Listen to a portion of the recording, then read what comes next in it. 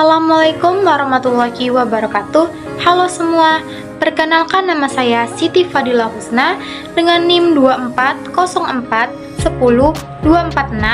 Saya dari Prodi PGSD Unit 7 dengan dosen pengampu Ibu Rapita Aprilia SPD MPD.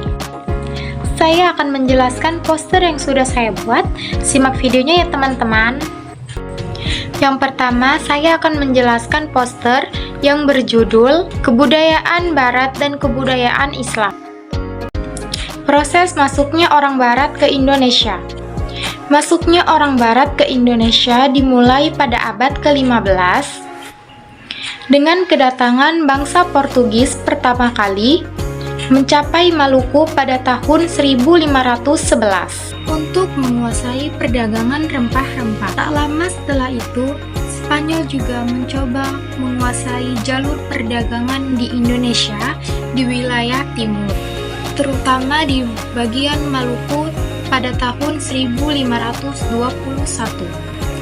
Pada tahun 1602, Belanda mulai masuk ke wilayah Indonesia dengan mendirikan VOC untuk menguasai perdagangan rempah-rempah dan memperluas pengaruhnya di wilayah seperti Jawa, Sumatera, dan Maluku. Sementara itu, Inggris sempat menguasai sebagian wilayah di Indonesia antara 1811 hingga 1816 setelah mengalahkan Belanda dalam Perang Napoleon. Namun setelah itu, Indonesia kembali di bawah kekuasaan Belanda. Masuknya bangsa-bangsa Barat ini diperoleh oleh kepentingan ekonomi, terutama untuk menguasai sumber daya dan rempah-rempah, serta untuk memperluas pengaruh kolonial mereka di Asia. Perkembangan kebudayaan Barat di Indonesia. Perkembangan kebudayaan Barat di Indonesia dimulai pada masa penjajahan, terutama oleh bangsa Belanda, yang membawa berbagai pengaruh dalam bidang seni dan arsitektur. Bangunan-bangunan bergaya Eropa dibangun seperti gedung pemerintahan dan gereja yang masih terlihat di kota besar di Indonesia pada saat ini. Dalam pendidikan, sistem pendidikan Barat dikenalkan dengan mendirikan sekolah yang mengajarkan bahasa Belanda dan ilmu pengetahuan Eropa. Selain itu, agama Kristen juga diperkenalkan melalui misi-misi gereja yang mempengaruhi sebagian masyarakat di Indonesia, terutama di wilayah timur. Gaya hidup Barat mulai masuk melalui perubahan pola pikir, sistem pemerintahan, dan kebiasaan masyarakat Indonesia yang mengikuti tren Eropa. Pengaruh kebudayaan Barat juga terlihat dalam seni rupa, seni musik, dan sastra yang berkembang seiring dengan kolonisasi. Para seniman di Indonesia mulai mengadaptasi unsur-unsur Barat dalam karyanya. Meskipun begitu, kebudayaan Barat tidak datang begitu saja, melainkan berbaur dengan kebudayaan lokal, menciptakan perpaduan budaya yang kaya dan unik yang dapat kita temui dalam kehidupan sehari-hari. Pengaruh kebudayaan Barat terhadap Indonesia terdiri dari dampak positif dan dampak negatif. Dampak positifnya yang pertama yaitu memperkaya keberagaman budaya. Budaya Barat membawa unsur-unsur baru termasuk seni, musik, fashion, dan gaya hidup yang memperkaya kebudayaan. 2. Mendorong kreativitas. Kontak dengan budaya Barat seringkali memotivasi generasi muda untuk berinovasi, baik dalam bidang seni, teknologi, maupun bisnis. Dampak negatifnya, yang pertama, merosotnya nilai-nilai budaya lokal. Budaya lokal seringkali digeser oleh dominasi budaya Barat. Generasi muda cenderung lebih tertarik dengan budaya asing. 2. Meningkatkan konsumsi. Gaya hidup Barat yang cenderung materialistis mendorong masyarakat untuk lebih konsumtif, seperti mengikuti tren teknologi terbaru atau barang bermerek. Yang ketiga adalah individualisme. Budaya Barat yang mengutamakan individu dapat menggeser nilai-nilai gotong royong dan kekeluargaan yang menjadi ciri khas masyarakat Indonesia. Sejarah masuknya Islam ke Indonesia. Masuknya Islam ke Indonesia pada abad ke-7 Masehi terjadi melalui jalur perdagangan maritim yang menghubungkan Asia, Timur Tengah, dan Eropa. Indonesia sebagai tempat persinggahan strategis menjadi tempat perdagangan Muslim dari Gujarat, Timur Tengah, dan Persia memperkenalkan ajaran Islam. Mereka berdakwah secara damai melalui perdagangan, interaksi sosial, dan pernikahan dengan penduduk setempat. Pelabuhan-pelabuhan besar seperti Aceh, Barus, dan Gersik menjadi pusat awal penyebaran Islam. Kesederhanaan ajaran Islam dan proses akulturasi dan tradisi lokal mempermudah penerimaan masyarakat. Dukungan dari kerajaan-kerajaan seperti Samudra Pasai juga mempercepat Islamisasi di Nusantara. Islam tidak hanya mengubah kepercayaan masyarakat, tetapi juga mempengaruhi hukum, seni, dan budaya. Proses penyebarannya yang damai menjadikan Islam berkembang pesat dan berakar kuat dalam kehidupan bermasyarakat. Pengaruh kebudayaan Islam di Indonesia. Pengaruh kebudayaan Islam di Indonesia terlihat dalam berbagai aspek kehidupan. Dalam agama, Islam mengubah kepercayaan masyarakat, menjadikannya agama mayoritas di Nusantara.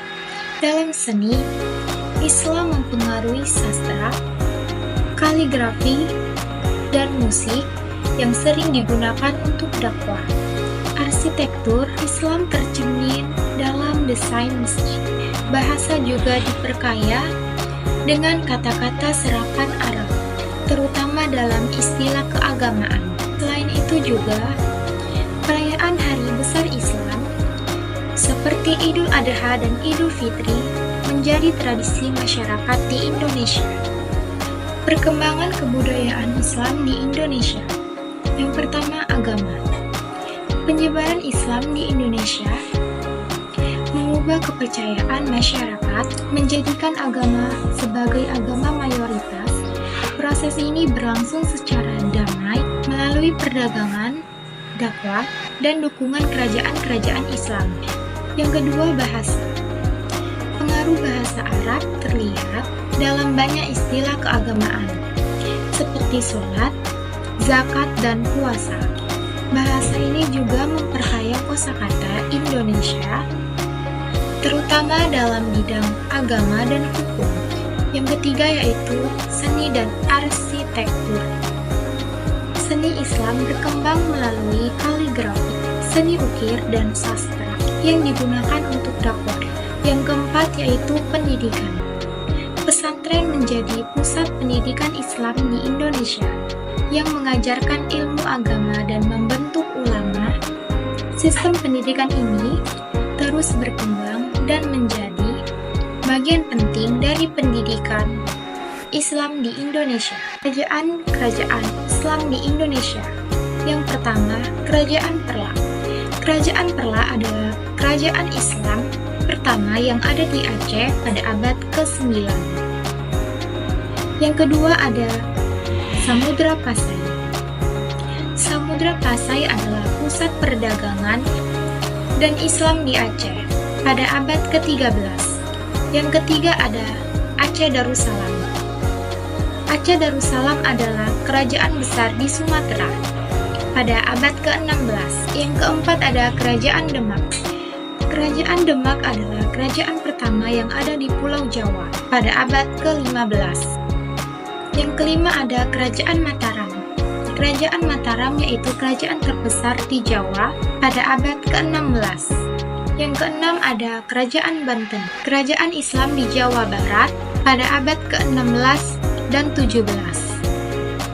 Dan yang terakhir ada kerajaan Tidore dan Ternate, yaitu kerajaan Islam di Maluku yang menjadi tempat penyebar Islam di wilayah timur.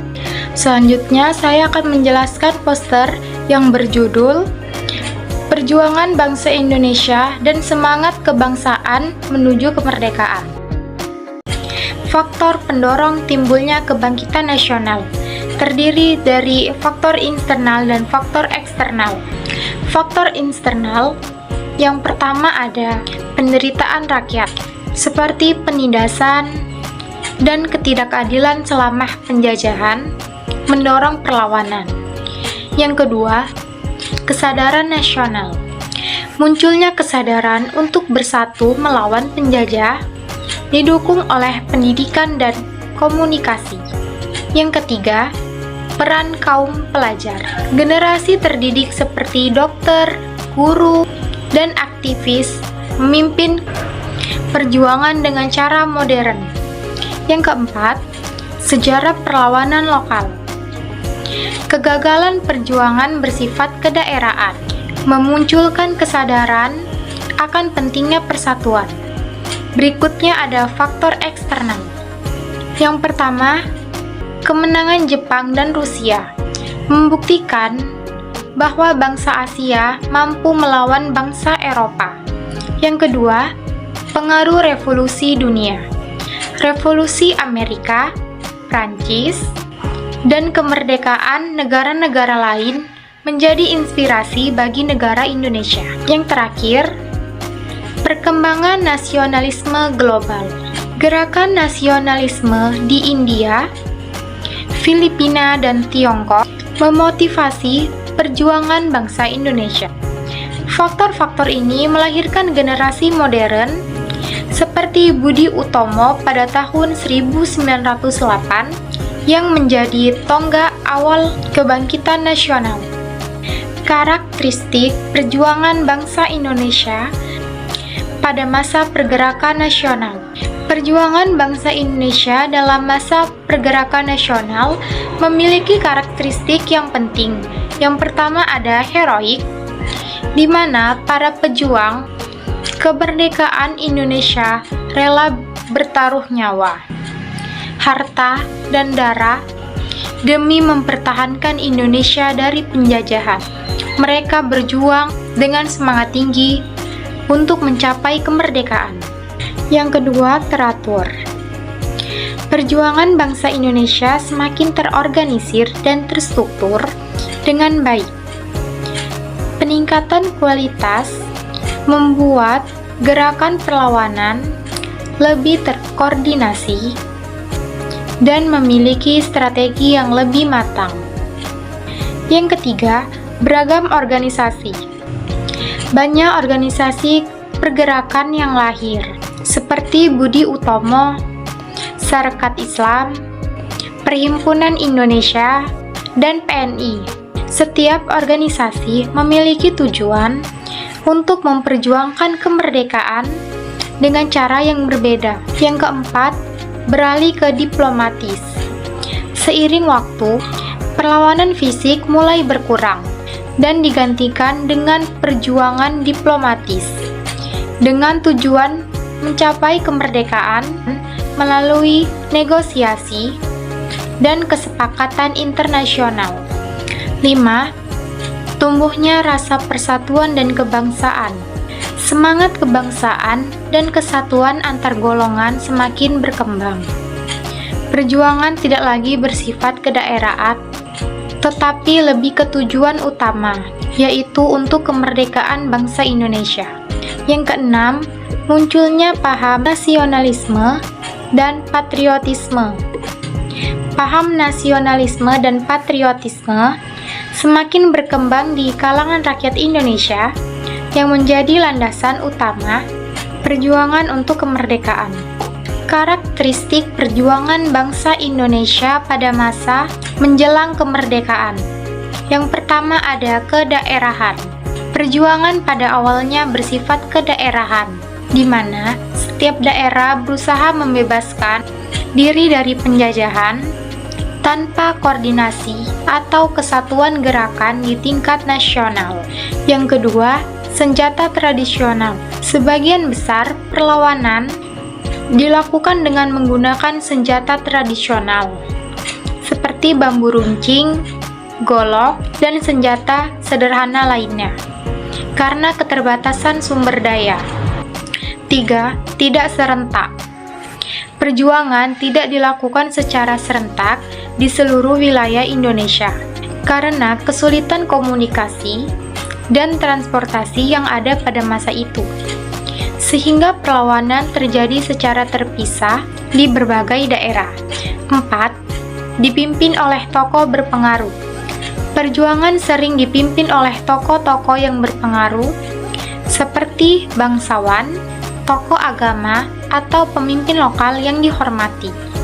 5. Ketergantungan pada pemimpin. Banyak pejuang yang sangat bergantung pada kepemimpinan tokoh-tokoh tersebut. Tanpa pemimpin, perlawanan seringkali kurang terkoordinasi dan sulit untuk mencapai tujuan bersama.